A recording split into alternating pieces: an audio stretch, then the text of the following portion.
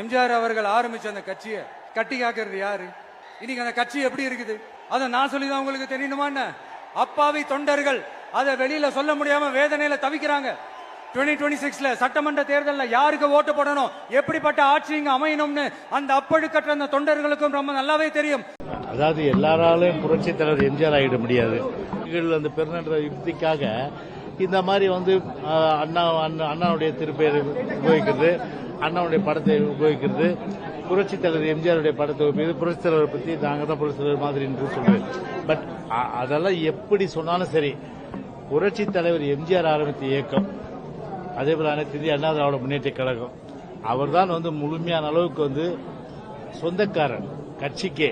அப்படி இருக்கும்போது அனைத்து இந்திய அண்ணா திராவிட முன்னேற்ற கழகத்திற்கு இரட்டைலைக்கு போட்ட கை ஒரு காலம் வேற எங்கேயுமே அந்த வாக்குகள் போகாது.